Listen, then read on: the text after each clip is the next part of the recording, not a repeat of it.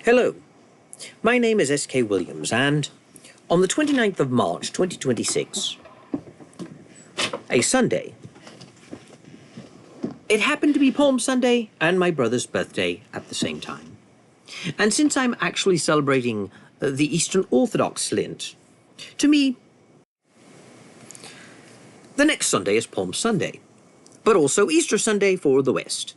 So, for me, this year I have two things to commemorate on a single Sunday, Palm Sunday and my brother's birthday, and two things to commemorate on the following Sunday, Easter and Palm Sunday of all things, which is supposed to be the Sunday before Easter.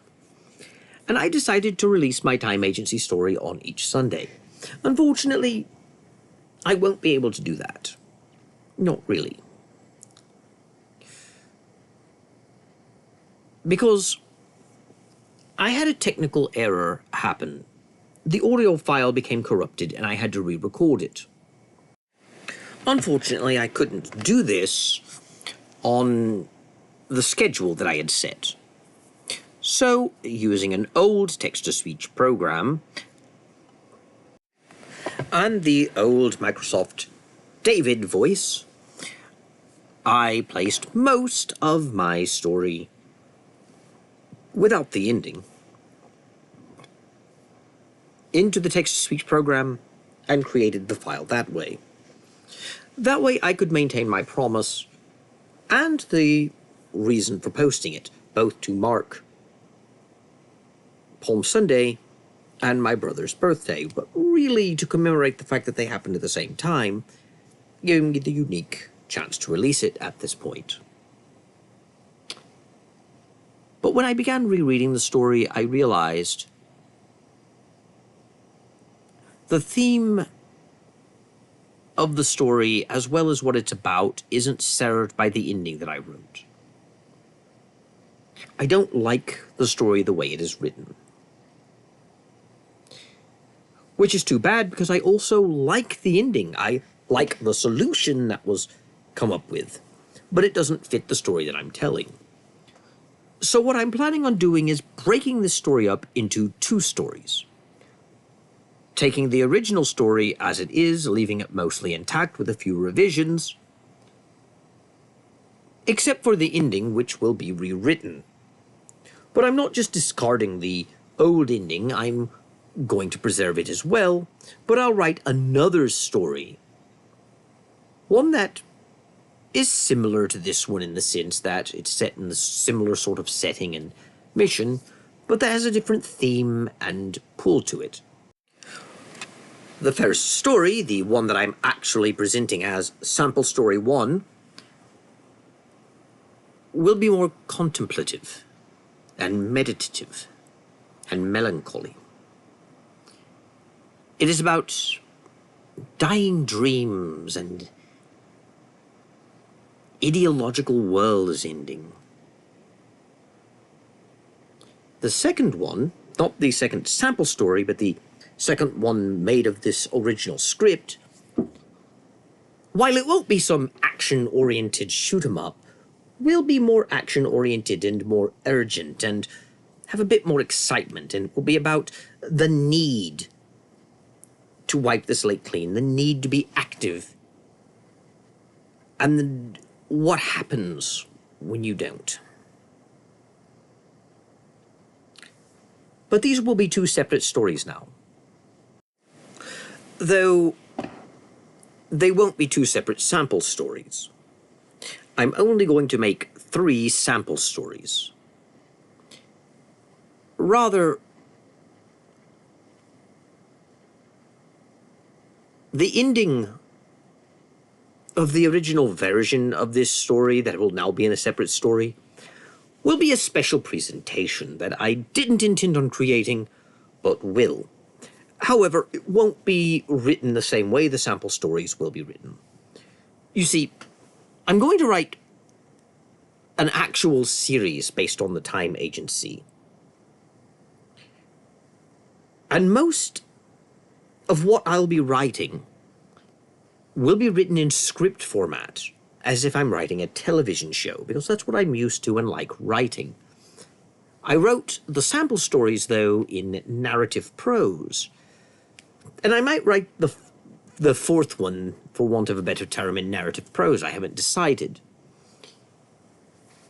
But I will make it different because I'm not limiting myself to 12 pages, for example, and I'm not doing it to highlight a specific function of the time agency, which is the primary reason I'm doing the sample stories. But I will use this ending. But we'll have to wait a while. I'll do the first version of the story as the sample story, then I'll do sample story 2 and 3 before I get to it. Nevertheless, I would like to introduce you to my time agency. And I hope you enjoy. Now on with the show.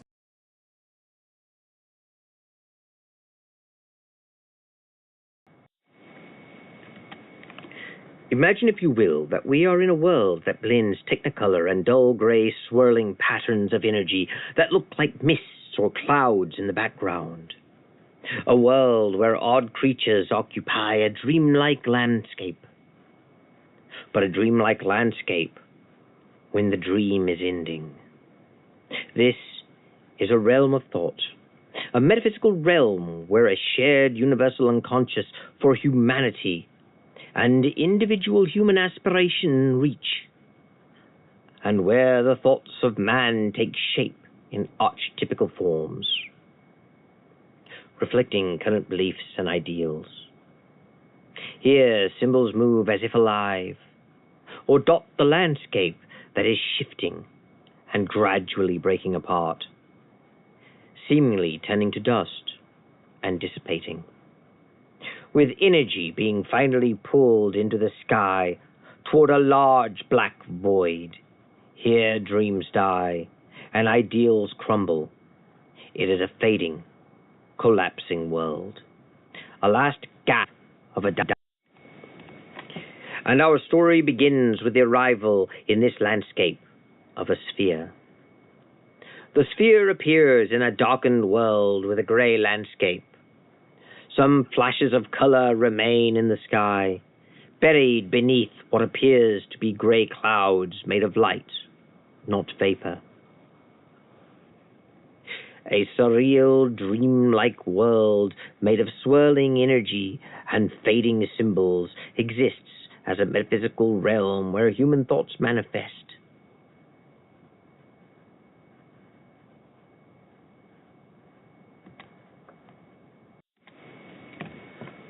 On the silvery sphere, there is a door that opens, allowing two figures to emerge from that sphere. Both are dressed in black suits with white lapels, white cuffs, and a broad white stripe along the bottom, and wearing a red cravat necktie. One, a short woman with deep red hair and deep green eyes. The other, a pale-skinned man with black hair and black eyes. They are time agents. They came here to both witness this world as it collapses and to ensure that it collapses smoothly and its components fall into the great void in the sky, and to prevent that void from becoming clogged. The two figures step out and look around.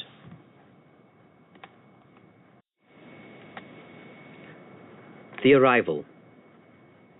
The two figures emerge from the sphere, exiting the silver ball to enter a dull gray world, its surface shimmering from darkness onto something almost solid, then falling back again to something more luminal and ethereal. They move up, then down, before settling into the landscape's aged air. The world that they have come to was not a world at all. It was the memory of one, a gray expanse stretching toward the horizon that shifted and blurred like watercolors left in the rain. Above, the sky hung low and heavy, not with clouds, but something other. Clouds of light, perhaps, or the spent breath of dying concepts. Color bleeding through in thinning stretches of aurora. Desperate threads standing in firm defiance before succumbing to their inevitable fate and joining the listless gray. The woman with red hair and green eyes is named Anne Jill Sherford. The man who accompanies her is called Sky last name, with a note to reader that I shall be revising his name to a proper one. Anne Jill Sherford stepped forward first. Her boots found no purchase on the ground that was not ground, and was more the suggestion of earth, more like the shape of a foot might leave in a dream already fading. Behind her, Sky last name followed, his black eyes taking in the vista with the calm of a man who had borne witness to endings before. Angel oddly began to do a bit of a skipping dance-like walk. Sky watched whilst remaining still for a moment, then walked to catch up to her before she got too far ahead. Before them, the landscape breathed its last. Structures that might once have been buildings, or rather representations of philosophies made solid, stood tilting toward collapse, their surface rippling like the heat rising from the summer stone. Here and there, arches dissolved mid-curve. Towers flickered between existence and memory, their edges softening into mist. The air itself hummed with the sound of things forgotten how to be.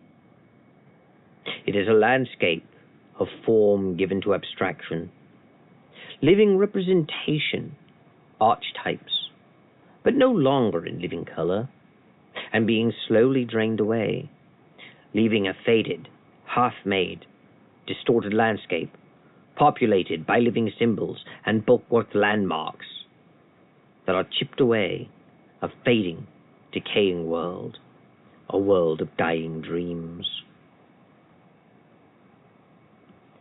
And above it all, the void, which was present and pulling them all into itself. Sky last name spoke in a manner that to him was a bit bespoke, and a light trace of sarcasm in his voice, though what he said was not sarcastic. And he said, "So these are the archetypical forms we came to witness in collapse." Angel looked to him in serene monotone and said, "Yes." The controller came over their communication systems from their suits. "That is indeed correct, agents. These ideas are still held by some, and you won't be able to dislodge all stuck points. But make sure that drain in the sky doesn't clog, and make sure most of the ruined ideas enter it. We don't need people fixated. It's time for them to move on." It hung in the sky like an open grave, but a living grave, ready to consume the dead. A black circle rimmed with the frayed light of 1,000 dying ideas. Around its edges, energy curled and twisted. Caught in the ideological pool of that black hole, some remnants spiraled inward slowly, as if reluctant. Others simply ceased, blinked out, consumed. The void of lost ideas, the great consuming darkness where dreams went when they could no longer hold their shape. The dissolving world. There's still some cohesion left, Angel observed, her voice carrying the strange calm of one who speaks of weather, or of traffic, or of other ordinary things. She gestured toward a cluster of structures ahead, towers that leaned at angles impossible for any architect, arches that led to nothing, buildings that seemed to argue with themselves, their very forms caught mid-dispute, a city designed by philosophers in the middle of a war of ideas. Not enough to hold, though, she continued. It's already splintering. Sky tilted his head upward, watching as a hill fort in the distance grayed and crumbled.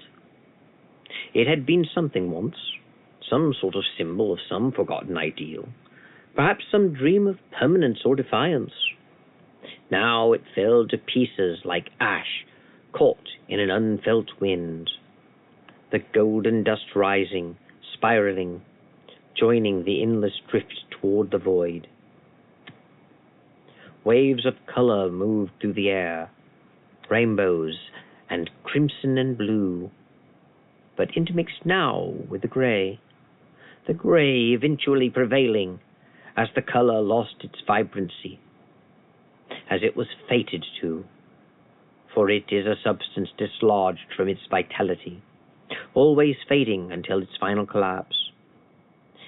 It was a world bleeding out, desaturated, the color draining from these dreams as they failed to find coherence, failed to find the strength to remain alive and vivid and vital. It's more like it's dissolving, Sky said softly, like ice becoming waves. No longer frozen, no longer holding, like a tower made of dust, blown by winds into the open sky and scattered. A fine sight in its own way. They walked forward together, their boots leaving no imprint on the shifting, knot ground. The statue. Before them stood a statue. The statue was a fist raised against the sky. The grey sky, in a grey world. The fist was seemingly carved in granite that might have already naturally been grey, not having lost its color, or might have already been desaturated. Sky couldn't really tell either way. It had the look of defiance, a symbol of defiance, defying its own fate.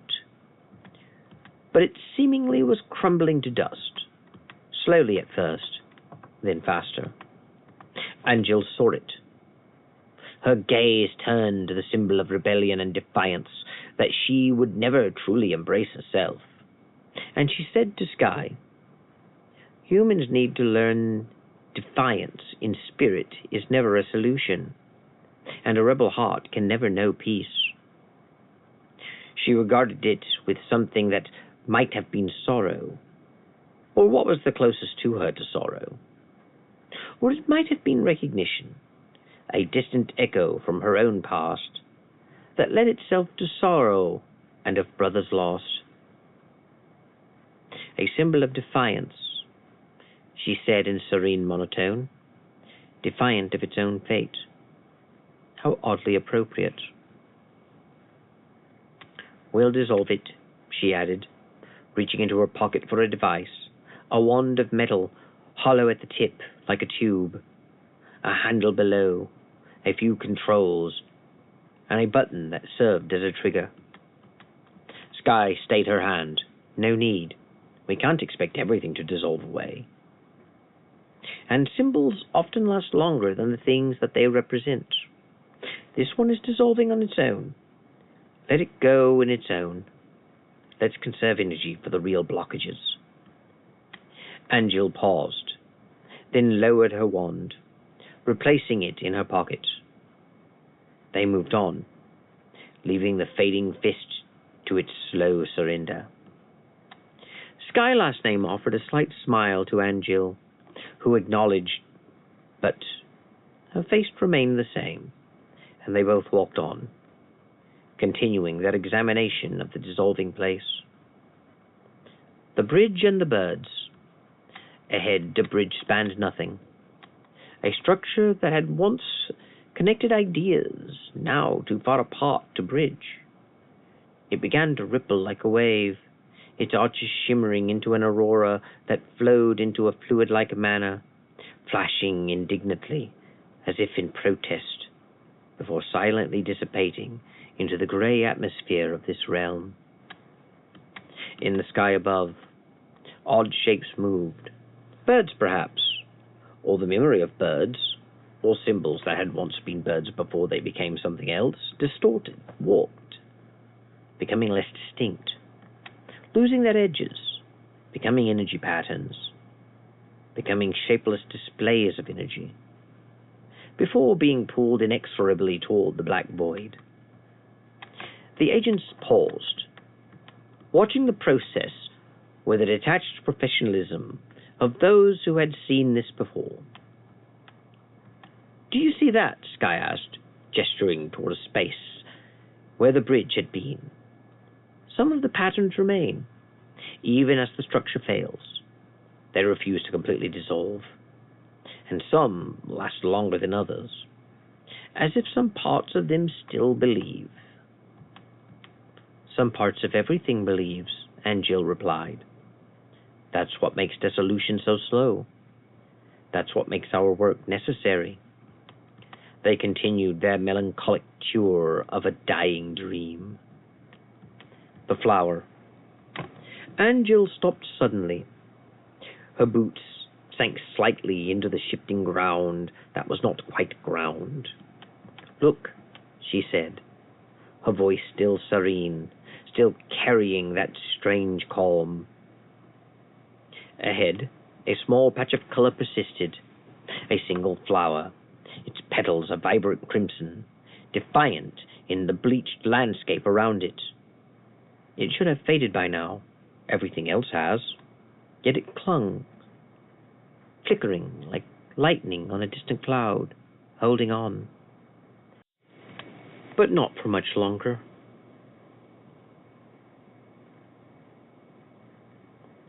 They watched as the crimson began to flicker and drain away, the petals losing that vibrancy, and then beginning to fade and dissolve, dissolving into a fine mist that drifted upward toward the void. A last breath of a final ascent. Sky stood, offering his hand, and Jill took it, rising to her feet.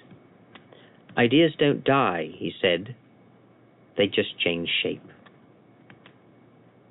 And some shapes are harder to let go of than others," she replied, glancing once more at the empty space where the flower had been. The shadowy figures. The agents walked on through the fading landscape, their footsteps leaving no trace upon the shifting ground. Around them, the air thrummed with the whisper of disintegrating symbols, half-formed creatures of light and shadow, darting between the ruins of forgotten ideals like birds in some forgotten decaying oil painting. But it was the figures that drew their attention now. They emerged from the gray like shadows, giving weight. Humanoid, but not quite human. Their forms indistinct, blurred at the edges, as if even they were not certain of their own existence. Some groaned, the sound of old grief, the ideas that had been beloved once, and now found themselves unwanted. Some wandered aimlessly, their movements carrying the aimlessness of dreams that had lost their purpose. Some struggled to survive, clawing at the ground that wasn't quite ground, trying to find purchase, trying to hold on. These were the remnants of the ideologies themselves, the ghosts of movements, the husks of causes that had once burned bright in the hearts of millions. They had been figures of conviction once, believed in by dreamers, fighters, doers, great ideologues and philosophers. But now they were only shadows, their edges eroding, their voices growing thin. In the distant corner, some symbols remained relatively intact. A red flag, though its color had faded to a pale rust. a golden star reduced to a dull gleam, protest signs now illegible, their letters reduced to random markings, an upside-down man on a banner tied with a rope, his meaning lost, his purpose forgotten. But here, in the center, the figures clustered together, drawn to one another as if proximity might preserve what isolation could not. They huddled in groups, these shadow people, holding fast to one another as if the weight of a shared despair might anchor them to existence. They did not speak, if they had ever known how, but their moans filled the air, a chorus of loss, of resistance, and of the desperate clinging of ideas that could not accept their own obsolescence. Some simply languished, their forms growing thinner, their outlines less defined, dissolving into the gray. Even as they tried to remain, others wandered, their paths circular, purposeless, their movements carrying no more meaning than the drift of dust. But some, those were the ones that mattered. Some struggled, some fought, or at least seemed to.